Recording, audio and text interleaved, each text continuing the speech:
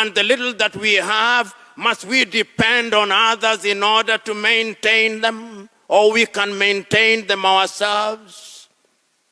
These are the questions that I urge you to consider during this conference, because if we don't, the continent will be perennially dependent upon others. And when you are dependent upon others, then you cannot sleep easy. There is a proverb amongst the Mosi in Burkina Faso that when you sleep on a borrowed mat, you can never have sweet dreams. Hello everyone, welcome once again to AfriPost. I hope wherever you're watching us from, you're having a great time. Now, in the wake of Trump's cutting of aid that is sent to Africa and different parts of the world, there is an awakening that is happening in the African continent. Most African leaders are realizing that it is time for them to depend on their own resources. The days of depending on a bigger brother to help you sort out personal issues are all gone. And I think this is a right awakening that is needed in the entire African continent. In today's video, we're going to focus on why and how Africa can rise against the tirade from Trump. And this, we are going to be guided by Professor PLO Lumumba, speaking candidly about why Africa must rise up against aid that is always received from developed world. For example, there are those potential that Africa has that it can tap in to really get what it deserves. Because as we know it, and as it has been demonstrated all over the world, Africa is the richest continent in the world. We have almost everything that we need, and therefore, if we capitalize on them, we will always be great at all times. Before you listen to PLO Lumumba, let me take this time to appreciate many of you who always come to the comment section and speak and give your opinions there. This has always been very great for us, and we highly appreciate it. There are even those who have gone further and given us some tokens. For example, we have I Am US, who gave us a super thanks, and this is something that is working towards ensuring that we continue giving you quality videos. So I highly appreciate your contribution each and every time. People like Monique, who has always been very, very vigilant. Immediately we produce a video, they are always fast to comment. I highly appreciate your contributions. Let's get to the video now. Today, Africa is operating under what is a grand agenda. The grand agenda of Africa 2063. And if you read the grand agenda of 2063 and the 7 pillars, Africans are promising themselves many things, all of which ride on infrastructure. We are promising ourselves that we are going to improve the quality of the lives of our people, which demand that we have roads. But look at Africa today. The statistics were read to you here. Do we have roads that can stand the scrutiny of quality? Is it possible for one to move from Addis Ababa, Ethiopia, to Dakar in Senegal? Is it possible for one to have goods moving from Cape Town to Cairo in Egypt? Do we have such roads? Do we have railway systems that can convey goods from the port of Beira to Bangui in Central African Republic? Do we have them? Do we have systems that can help us in that regard? When we talk about the provision of infrastructure that deals with water, do we have infrastructure that can deal with that? Do we have infrastructure that can deal with solid and non-solid waste? Do we? The answer is we don't. And the little that we have, do we maintain them properly? And the little that we have, must we depend on others in order to maintain them? Or we can maintain them ourselves? These are the questions that I urge you to consider during this conference, because if we don't, the continent will be perennially dependent upon others. And when you are dependent upon others, then you cannot sleep easy. There is a proverb amongst the Mosi in Burkina Faso that when you sleep on a borrowed mat, you can never have sweet dreams. And I'm suggesting to you that we must now give away the mat that we borrowed so that we have our own mats, that we may have sweet dreams and sleep easy.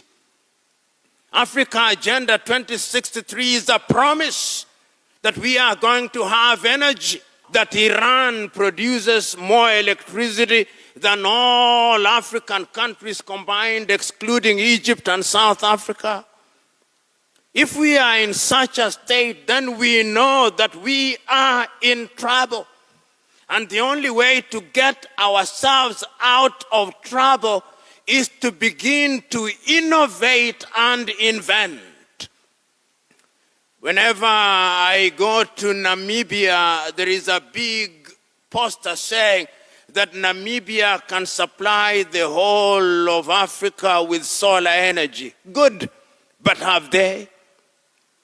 Beyond the declaration, we have solar, but can we harness solar power? And even when we harness solar power, tell me, you great engineers present here, which African country makes solar panels? Which one? None.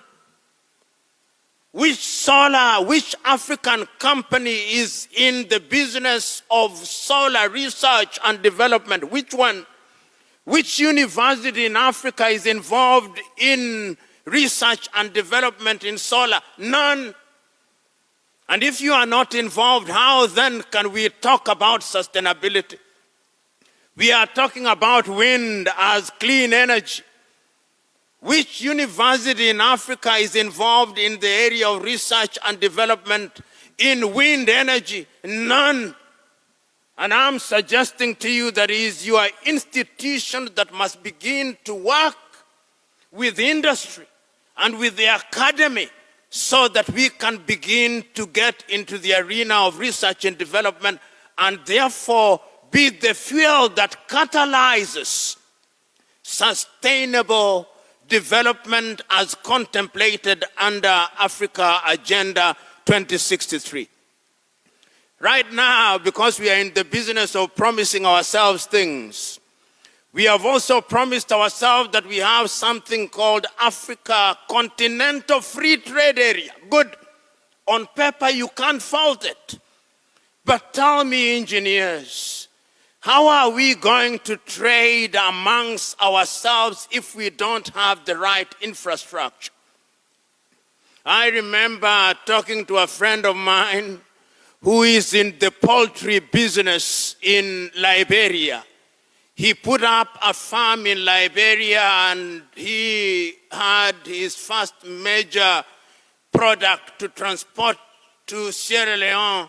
He lost 90% of his eggs courtesy of the bad roads. So that when you want to trade, you must also have good infrastructure.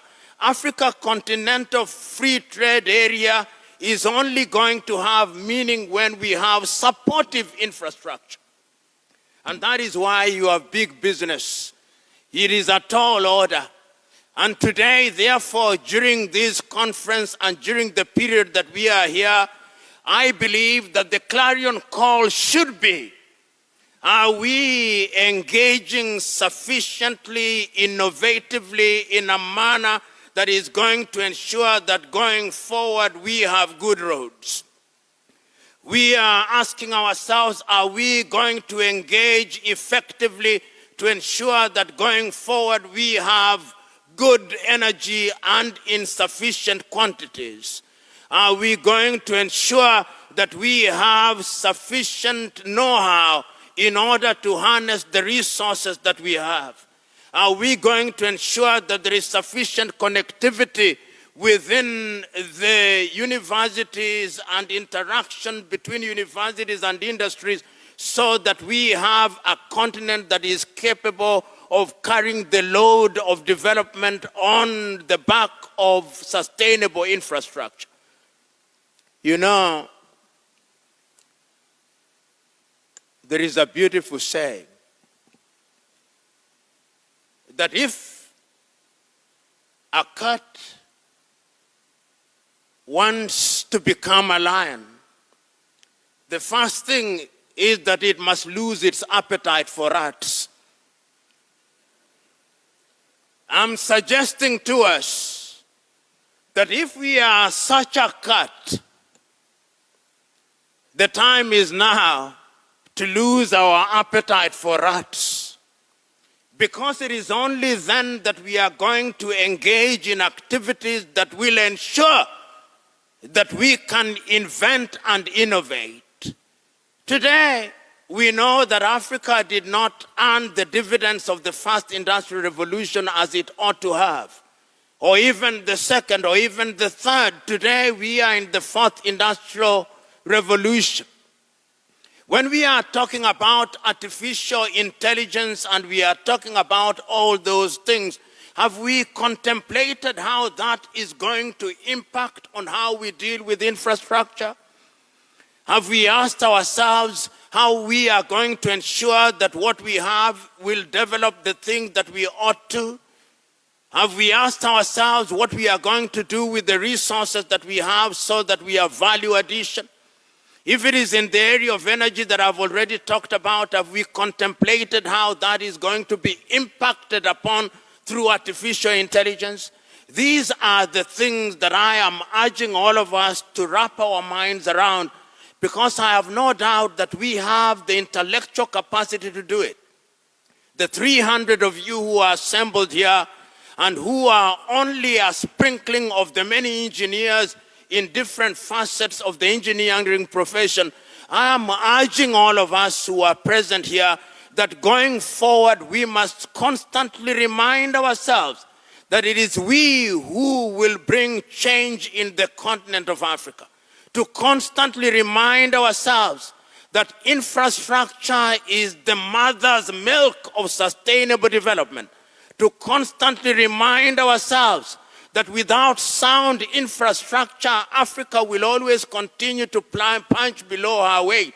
That without good infrastructure in all areas, Africa cannot attain the goal that she has set for herself under Agenda 2063, and it cannot earn the dividend that we contemplate under the Africa Continental Free Trade Area. That without infrastructure, even the soft social infrastructure such as health and education will not be served in the manner that they ought to be served. That without infrastructure, Africa cannot compete with the rest of the world. And without infrastructure, Africa will always be a begging continent. And without infrastructure, our continent cannot grow. It must pain us that the 1.4 billion of us, our GDP is still less than the GDP of Spain. It must pain all of us. It must pain all of us that we do not have paved roads that are good enough to sustain the business that we have. It must pain all of us. And you who engineers who are here, I'm today inviting you to take a solemn vow that going forward, you are going to use the platform that you have to make a contribution to make Africa realize our potential. It is not rocket science. It is something that can be done because it has been done by other civilizations, and I have no doubt in my mind that we can do it. So go out there into the world and ensure that you do something that will change African infrastructure through invention and innovation. If I spoke beyond this, I would be doing the wrong thing. I refuse to do the wrong thing. Go out there and do the right thing. Thank you, and have a good conference. One may wonder why you invite a lawyer to a conference of engineers. But I know why. I know you are inviting me because infrastructure has no boundaries. And you have invited me because you consider me to be a curious human being, a curious African who has interest in infrastructure. It is not lost on me that we are discussing infrastructure at a time when the continent is grappling with many issues which are related to infrastructure. It is not lost on me that this continent is at a time when she is asking herself how she can realize sustainable development, and that infrastructure is indeed significant in this journey. It is at a time when the continent is asking herself how she can lift her people to the higher orbits of development. And this is what makes legitimate the conversation around infrastructure. I've been specifically asked to talk about infrastructure and innovation. And the question that one poses, if we do not innovate, if we do not invent, can the continent realize our goals? Statistics tell us that our continent continues to lag behind in many areas. If you look at the railway infrastructure, many who are from different countries will tell you that it's only in the last few years that we have been trying to revive some of the networks that we had allowed to be dilapidated. If you look at the road network, you will agree with me that it is still very difficult to travel from one corner of Africa to the other. If you look at airline connectivity, many of you here have sad stories of how you had to go to different parts outside of Africa in order to arrive here. If you look at the quality of roads that we have in many African countries, you will know that infrastructure is critical. If you look at the power that we generate, you will be disappointed that we do not have what we need. And this therefore legitimizes and begs the question, what must we do going forward in order to ensure that we have infrastructure that can sustain the kind of development that we desire? Students of history will remind us that slightly over 60 years ago, when many of our African countries were regaining their political independence, the promises that we gave to ourselves included, among other things, that we would improve infrastructure. Almost in every country, the leaders said we would have good roads. The question that we ask today, do we have good roads? The leaders said we would have good railway systems. The question is, do we have good railway systems? We also promised ourselves that we would have electricity. Do we have sufficient electricity? We said that we would have all the things that would improve the quality of our lives in the Department of Infrastructure. And we went on a training spree in our universities, whether it was the University of Dar es Salaam or the University of Ghana or Nsukka in Nigeria or Botswana. We started training our engineers in every sector. The question is, have those efforts yielded the fruits that we desire, or we still fall far short? When mobile telephony came, we embraced it, and we continue to embrace it in the knowledge that going forward we must have the kind of connectivity that will enable us to communicate. Yet the reality in Africa is that even in that area of mobile telephony, we are still lagging behind. When I traveled from Nairobi, Kenya, after 1 hour in Tanzania, I begin to struggle with connectivity. When you travel from South Africa and you arrive in Botswana, you begin to struggle with connectivity. Only 1 month ago, mobile connectivity was disrupted in West Africa, and 2 weeks ago it was disrupted in East Africa. That is how our infrastructure is. Yet, even in the face of all that, we never give up. At different settings, Africa continues to remind ourselves that we must do better. That if it is in the area of hydroelectric generation, whether you are talking about the Kabora Bossa Dam or the Kainji Dam or the Aswan Dam or the contentious Grand Ethiopian Renaissance Dam or the Mwalimu Nyerere Dam, we know that we must improve our electricity and through that way our infrastructure. We know that we must have clean energy and that therefore we must harness wind. But the question is, even as we know all these, you who are qualified, you who are professionals in that field, do we have the training, do we have the capacity to do it ourselves?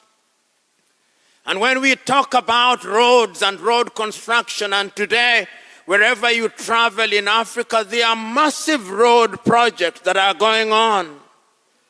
There are massive road projects in West Africa, in Nigeria, in Ghana, in Kenya, in Tanzania, in Southern Africa, in Northern Africa, in Central Africa. In other words, we recognize that we need good roads in order to give meaning to the things that we desire. But the question is, do we have the internal capacity to do the things that we want to do? It is never lost on me, and with due respect to all of the engineers who are present here, that when I see roads being built in Nairobi, it's the Chinese doing them. When I see big roads being done here in Tanzania, it is the Chinese. When I go to West Africa, it is the Chinese. Wherever I go, it's the Chinese. The question is, what happened to our engineers? And when potholes are being filled in different parts of Africa, I see young boys who are not qualified filling the potholes. Where are you, engineers? These are uncomfortable questions. But yet, if we do not confront these questions, we'll continue to depend on others. We'll continue to depend on the inventions and innovations of others. We are now talking about clean energy and we are talking about wind. But where will the technology come from? Will the technology be homegrown? When we are talking about even infrastructure, such as in the air transport sector, when we are doing our airports, when you travel across Africa today, they are beautifully done airports. If it is not Mwalimu Nyerere Airport here in Dar es Salaam, is Blaise Diagne in Senegal, is Jomo Kenyatta in Nairobi, it is Muritala Mohammed in Ghana, or is Legon Kotoka in Ghana. All these beautiful airports, but who is undertaking the construction? It is not you. It is others. The question is, what are we doing internally to ensure that we are engaged in this area? And when we go into the area of connectivity and mobile telephony that I've talked about, tell me, Which mobile telephone outside of MTN that we own? Here in Tanzania, you have Tigo, but Tigo is from Luxembourg and the United States of America. So the question that we ourselves must ask as Africans when we talk about the use of invention and innovation is, are we involved in that game? Are African spectators in the arena of innovation and innovation, or we are merely playing the gooseberry?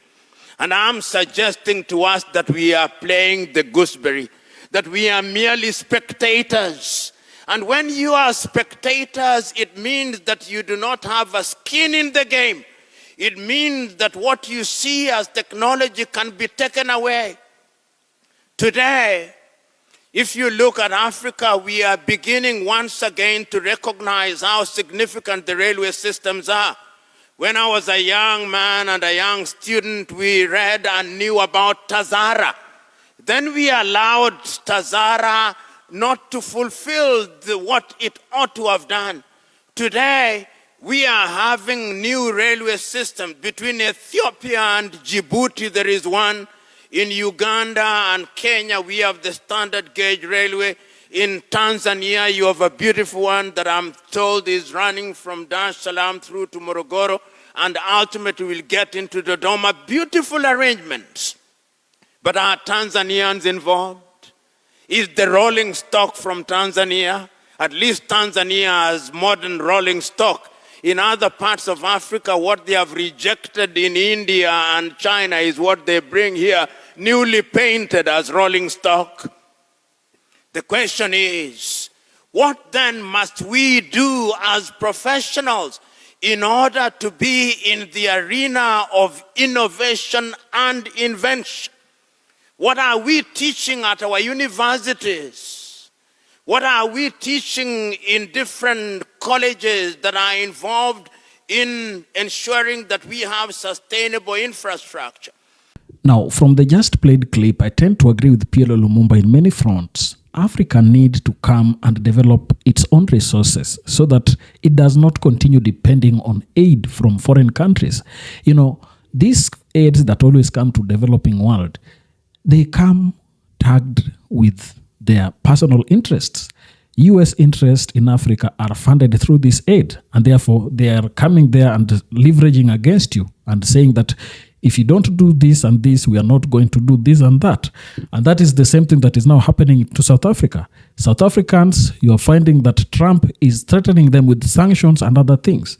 But if Africa was able to trade with itself, and if Africa was able to focus and capitalize on the resources that it has, it would be able to really make changes, and any developed country would not have anything against Africa because Africa would be developed and they would not need any aid. So PLO Lumumba, a Pan-African intellectual, has long advocated for African nations to sever their dependency on foreign aid, particularly from institutions like USAID, emphasizing the importance of self-reliance and the exploitation of Africa's own vast resources.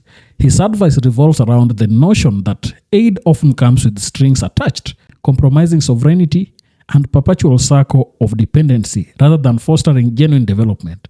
Lumumba argues that Africa must harness its natural wealth, from minerals to human capital, to chart its own path towards prosperity, free from the influence of external powers whose interests might not align with African needs. This call for introspection and independence resonates deeply with recent development where, under the leadership of President Trump, USAID has been directed to halt aid to Africa. This decision, part of Trump's broader America First policy, aims to review foreign assistance programs to ensure they benefit the US directly. The abrupt stop of aid has left many African countries scrambling, highlighting the very dependency Lumumba warns against. The cessation of US aid funds, which were significant in sections like healthcare, education, and infrastructure, underscores the vulnerability of African nations to shift in foreign policy.